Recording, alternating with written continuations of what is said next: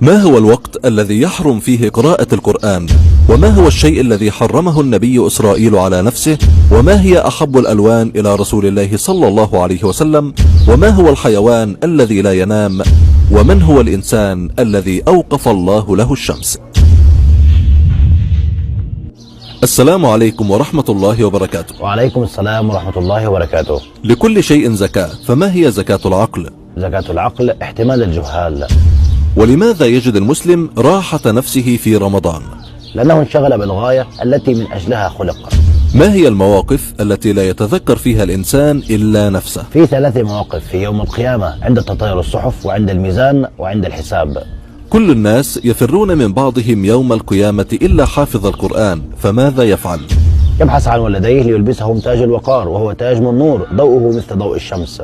وما هي أحب الألوان إلى رسول الله صلى الله عليه وسلم؟ كان النبي صلى الله عليه وسلم يلبس ثياب الخضر، ولباس الخضر هي ثياب أهل الجنة. وأوصى النبي صلى الله عليه وسلم بلبس الأبيض، وأوصانا أن نكفن فيها موتانا.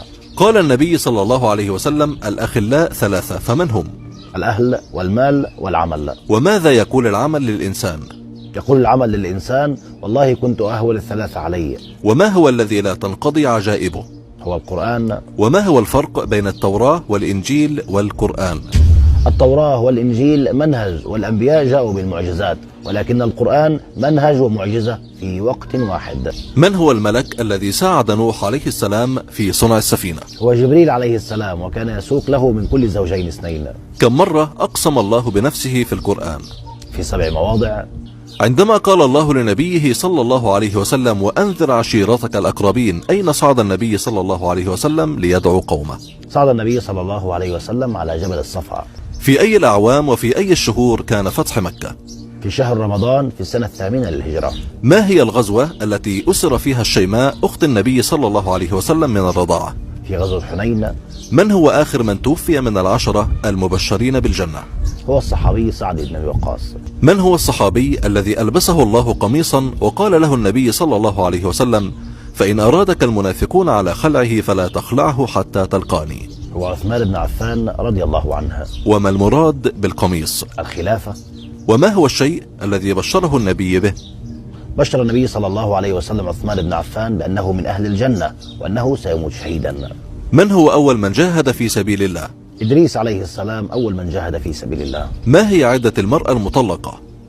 3 حيضات إن كانت من ذوات الحيض، فإن لم تكن ف3 أشهر. وما هي عدة المرأة المتوفى عنها زوجها؟ 4 أشهر و10. وما هي عدة الحامل؟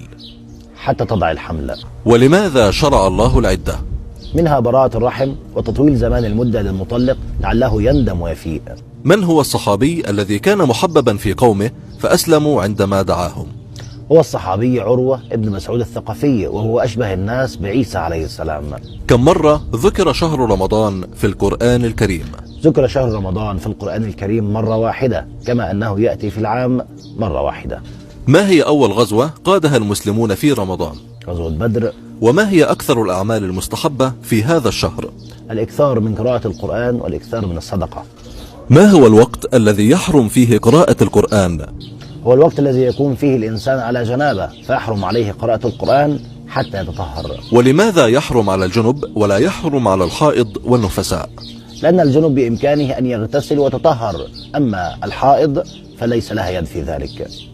وما هو الشيء الذي حرمه النبي إسرائيل على نفسه؟ حرم النبي يعقوب عليه السلام على نفسه لحوم الإبل وألبانها. وهل يمكن أن يحرم الإنسان شيئا على نفسه الآن؟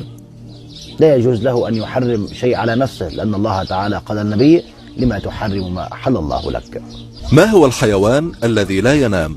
هو سمك القرش، لأنه لا يتوقف عن الحركة منذ ولادته إلى أن يموت. من هو الذي مشى بفرسه على الماء؟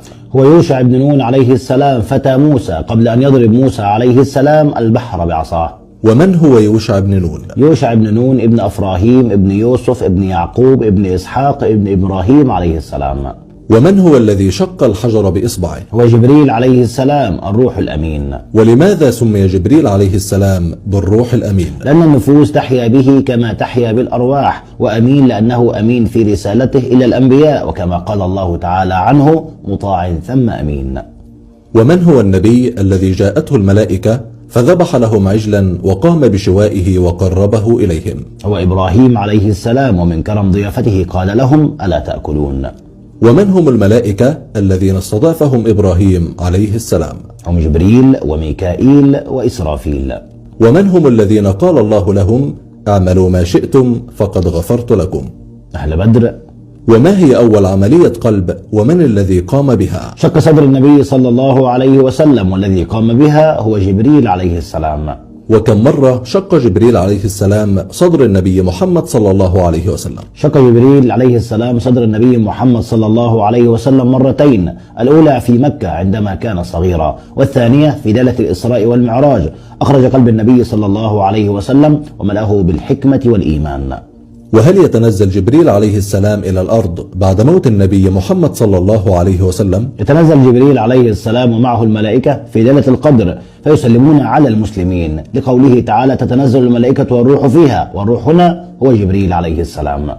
من هو الإنسان الوحيد الذي حبست له الشمس؟ هو يوشع بن نون عليه السلام، عندما دعا الله تعالى ألا تغيب الشمس حتى ينتصر فكان له ذلك. ومن هو أفضل ملك؟ وجبريل عليه السلام نزل بالقرآن فكان أفضل ملك، وانزل القرآن على النبي محمد صلى الله عليه وسلم فكان أفضل نبي، وانزل القرآن في شهر رمضان فكان أفضل شهر، وانزل القرآن في ليلة القدر فكانت أفضل ليلة، وانزل القرآن في أمة النبي محمد صلى الله عليه